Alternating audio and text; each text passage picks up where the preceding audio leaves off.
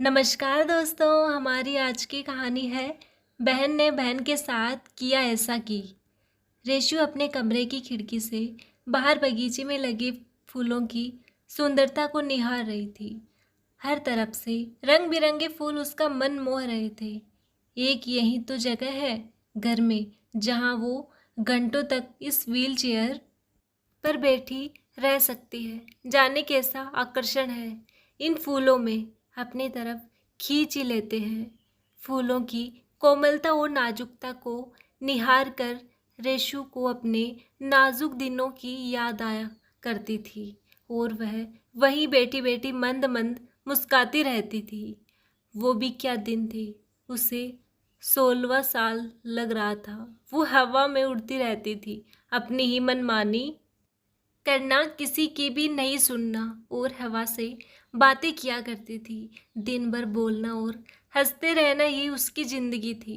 पढ़ाई में भी अच्छी थी, कुछ बन जाना चाहती थी, पर अपने जीवन में उसने हर तरह के रंग से दोस्ती कर रखी थी। रेशु अपनी 12वीं कक्षा में आई थी। वो करियर के रूप में डांस चुनना चाहती थी, पर किस्मत ने उसका साथ नहीं दिया। वह एक दिन तो साइकिल से स्कूल से आ रही थी कि वो एक तेज गति से आती कार ने उसे कुचल दिया। उसके दोनों पैर उस घटना में बुरी तरह ग्रस्त हो गए थे। बहनों रोती रही, पर जिंदगी तो जीनी थी। या तो हंसते हुए जियो या रोते हुए जियो। उसकी आंखों के आगे काले घेरे हो गए थे। उसने बड़ी मुश्किल से खुद को संभाला। मम्मी पापा ने उसमें जीने की उम्मीद जगाए रखी। अब ये कमरा और ये व्हील चेयर उसकी ज़िंदगी बन चुके थे। कॉलेज की पढ़ाई उसने प्राइवेट की और साथ में अच्छी नौकरी की भी तैयारी करती रही। उसे टीचर बनना था। उसने पढ़ाई की और एक दिन उसकी नौकरी भी लग गई। मम्मी पापा ने घर से स्कूल और स्कूल से घर आने जाने की व्यवस्था भी कर दी थी। बस इसी तरह रेशु की ज़िंदगी चल रही थी। उम्र 30 हो चली थी। शादी के सपने पहले देखा करती थी, पर अब शादी में जरा भी रुचि नहीं थी। फिर उस जैसी अपाहिज लड़की को कौन अपनाएगा जो खुद अपने आप को संभाल नहीं सकती। वो शादी के बाद घर परिवार क्या संभालेगी। स्कूल और मम्मी पापा यही सब उसकी जिंदगी है। फिर भी उसे एक अजीब सा खालीपन लगा रहता था। एक ऐसा इंसान चाहिए था जो उसकी जिंदगी के सूनेपन को भर दे। वो घंटों इन्हीं ख्यालों में खोई हुई रहती थी। आज रविवार था, तभी कमरे के दरवाजे पर दस्तक हुई। दीदी, सफाई करनी है।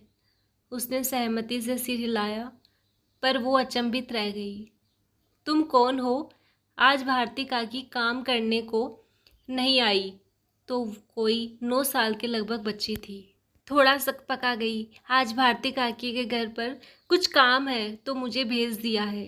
कल से वो ही आएगी। रेशु का मन मान नहीं रहा था। आखिर इतनी छोटी सी बच्ची कैसे सफाई का काम करेगी। वो तुरंत बोली, तू सफाई का काम करती है? स्कूल नहीं जाती क्या? हाँ दीदी, मन तो बहुत करता है, पर परिवार में कोई कमाने वाला नहीं है। बापू 4 साल पहले हमें छोड़कर जा चुके हैं और माँ घरों में काम करती है। उनमें हम तीनों बहनों का बस पेट भरता है। स्कूल की फीस माँ कैसे भरेगी। इतने छोटे मुंह से इतनी बड़ी बात सुनकर रेशु हैरान रह गई थी। जिस उम्र में बच्चों को कोई समझ नहीं होती है, उस उम्र में ये बच्ची कितनी गंभीर बातें कर रही है। पर कहते हैं ना, जिम्मेदारी और गरीबी जल्दी ही बड़ा बना देती है। रेशु उस लड़की को देखे जा रही थी। वो बड़ी ही सफाई से छोटे छोटे हाथों से झाड़ू लगा रही थी। थोड़ी देर बाद वो लड़की चली गई। रेशु की नज़रों में उसी का चेहरा घूमता रहा। अगले दिन रेशु पढ़ाने के लिए स्कूल जा रही थी तो स्कूल के दरवाजे पर वो ही लड़की खड़ी हुई थी। वो हंसते हुए बोली, तू यहाँ क्या कर रही है? कुछ नहीं दीदी, सब बच्चों को देख रही हूँ। सब एक जैसे कपड़ों में कितने अच्छे लग रहे हैं। सबके हाथों में स्कूल बैग है और सुंदर सी पानी की बोतल है। दीदी, स्कूल जाने में कितना मज़ा आता होगा। उसकी आंखों में एक नई चमक सी थी। तुझे क्या बाहर खड़े रहकर यहाँ क्या मिल जाएगा? आज सफाई करने नहीं जाना क्या? मैं रोज काम करने नहीं जाती हूँ। वो तो उस दिन भारती काकी बीमार थी तो उसकी जगह आ गई। फिर घर में क्या करती है? रेशु ने पूछा। मैं घर में रहकर दोनों छोटी बहनों की देखभाल करती हूँ और घर का काम करती हूँ। फिर यहाँ स्कूल क्यों आती है? रेशु ने फिर से पूछा। दीदी मैं भी पढ़ना चाहती हूँ, मुझे स्कूल बहुत अच्छा लगता है, पर माँ के पास पैसे नहीं है। माँ भी आज पढ़ी हुई होती तो यूं घरों में काम नहीं करती। मैं भी टीचर बनना चाहती हूँ। उसकी बातों में बड़ी ही लाचारी थी। रेशु आगे और कुछ कहती पर उसकी कक्षा का समय हो गया था। व्हील चेयर पर बैठकर अंदर की ओर चली गई। अब तो ये रोज का सिलसिला हो गया था। वो लड़की रोज घंटी बजाती थी और स्कूल के बाहर आ जाती थी। आते जाते वक्त रेशु भी उससे रोज मुलाकात होती थी। अब तो वो उसे अच्छी लगने लगी थी। एक दिन भी नहीं मिलती तो उसे बेचैनी हो जाती थी। अभी स्कूल में वार्षिक परीक्षाएं चल रही थी तो रेशु उसमें व्यस्त रहने लगी थी। इन दिनों वो लड़की भी उसे दिखाई नहीं दी। रेशु ने भी ज़्यादा ध्यान नहीं दिया। पूछा, उस लड़की के क्या हाल है? परीक्षाओं के बाद स्कूल बंद हो गए तो उसने भारती काकी से पूछा तो वो चौंक गई। कौन सी लड़की? ओह, मुझे उसका नाम भी नहीं पता। वो जो तुमने काम के लिए भेजी थी? अच्छा, रोशनी। वो तो अच्छी है, बड़ी गुणी लड़की है, पढ़ने का बड़ा मन है, पर माँ के पास पैसा नहीं है। अगर रोशनी पढ़ने लगी तो सबके जीवन में रोशनी भर देगी।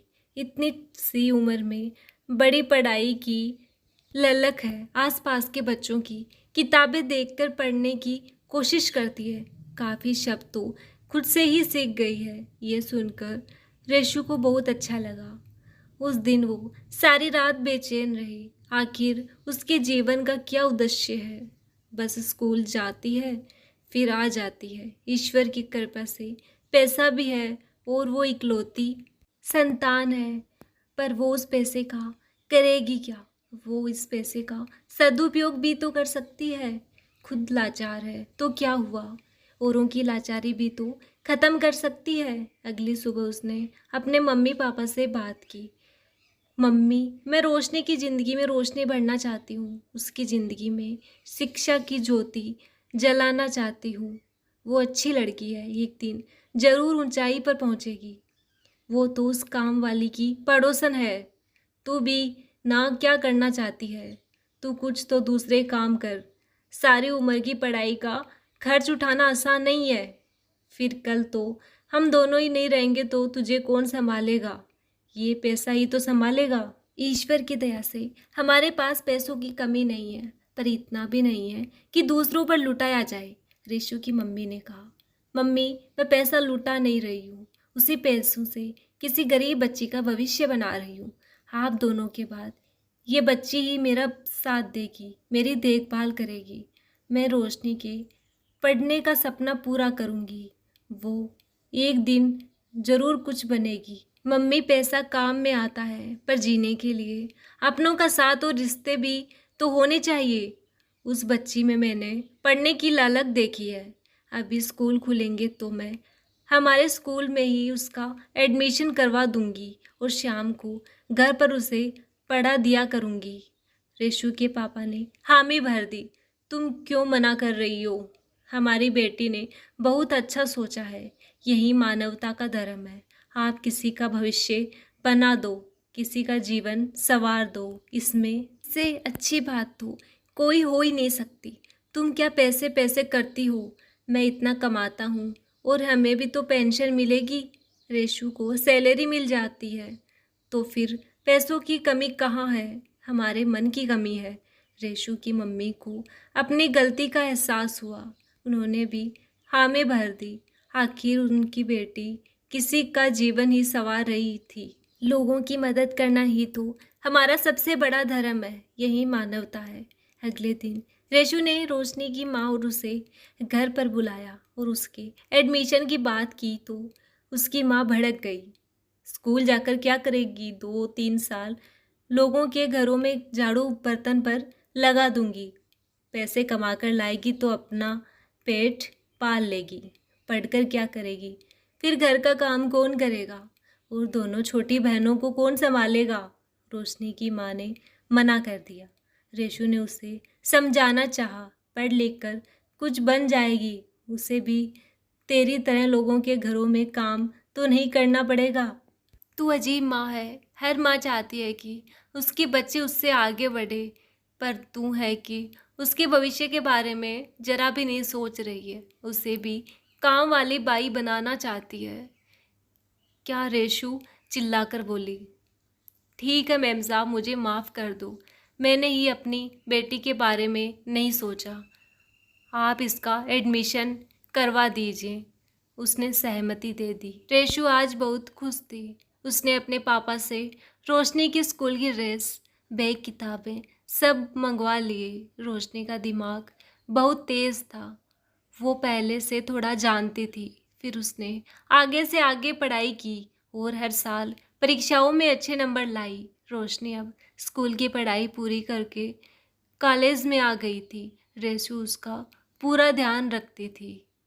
वो अपनी सैलरी का काफ़ी हिस्सा रोशनी पर खर्च कर देती थी। रोशनी का कॉलेज में एडमिशन करवा दिया। वो पढ़ाई के साथ साथ अन्य गतिविधियों में भी आगे रहती थी।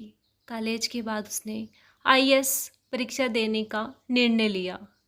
धुन की पक्की रोशनी रात दिन इसी में लगी रहती थी। आखिर एक दिन ऐसा भी आया, वो आईएएस अधिकारी बन चुकी थी। इसी बीच रेशु के मम्मी पापा की मृत्यु हो गई थी। रेशु अब घर में अकेले रहने लगी थी। रोशनी उसे संभालने आ जाती थी। रोशनी की दोनों बहनें भी पढ़ लिख कर टीचर बन गई थी। रोशनी की माँ भी अब बीमार रहने लगी थी। वो चाहती थी कि रोशनी की शादी हो जाए। रोशनी तो तैयार नहीं थी, पर उसने अपनी बहनों की शादी करवा दी। और एक दिन रोशनी की माँ अपनी बीमारी से जूझते हुए इस संसार से चली गई। रोशनी अब एकदम अकेली हो गई थी। वो रेशु के पास गई और बहुत रोई। रेशु ने उसे गले लगा लिया। मेरी बहादुर बच्ची, ऐसे भी नहीं रोते हैं, अपने काम पर ध्यान दे। रोशनी वही रेशु के साथ में रहने लगी। दोनों एक दूसरे का बहुत ध्यान रखते थे। वो दोनों ही एक दूसरे का सहारा थे। एक दिन रेशु ने उसे समझाया कि अब वो शादी कर ले, एक जीवन साथी चुन ले। लेकिन रोशनी रेशु को अकेले नहीं छोड़ना चाहती थी। रेशु अब रिटायर हो चुकी थी, काफ़ी अकेली हो गई थी, घर में रहकर परेशान रहने लगी थी। पर वो रोशनी के लिए रिश्ता तलाश कर रही थी। मयंक रोशनी को पसंद करता था, पर रोशनी ने एक शर्त रख दी थी कि उसके साथ उसकी दीदी भी साथ रहेगी। वो तो अंत समय तक उसकी देखभाल करेगी। उन्हें वो अकेला नहीं छोड़ सकती। दीदी ही उनकी एकमात्र, जिसे वो पूरे मन से निभाना चाहती है। रेशु ने सुना तो उसने रोशनी को समझाया कि तू अपना वैवाहिक जीवन मेरे कारण क्यों खराब कर रही है। सब कुछ इतना आसान नहीं है। एक अपाहिज को साथ रहना, उसकी देखभाल करना कोई खेल नहीं है। यह सुनकर रोशनी बोलती है, तो खुद लाचार होते हुए एक गरीब की लड़की को पढ़ाना, इतना पैसा खर्च करना और उसे आईएएस बना देना आसान तो ये भी नहीं था, पर आपने उसे कर दिखाया, अपना मानवता का धर्म निभाया। तो अब ये धर्म निभाने की मेरी जिम्मेदारी भी बनती है। मैं आपको ऐसे अकेले नहीं छोड़ सकती हूँ। रोशनी ने अपनी शर्त पर शादी की। वो दीदी को अकेला नहीं छोड़ सकती। रोशनी रेशु की बेटी बनकर उनकी देखभाल करने लगी। कुछ लोग सक्षम होते हुए भी किसी की मदद नहीं करते और कुछ लाचार अपाहिज होकर भी गरीब लाचार की मदद करते हैं। अपने दुखों की परवाह किए बिना जो औरों की मदद करते हैं, वो ही इंसानियत का धर्म निभाते हैं। आपको कहानी कैसी लगी प्लीज़ कमेंट करके बताइएगा, और मेरी कहानी अच्छी लगी हो तो लाइक शेयर करना और मेरे चैनल को सब्सक्राइब करना। धन्यवाद।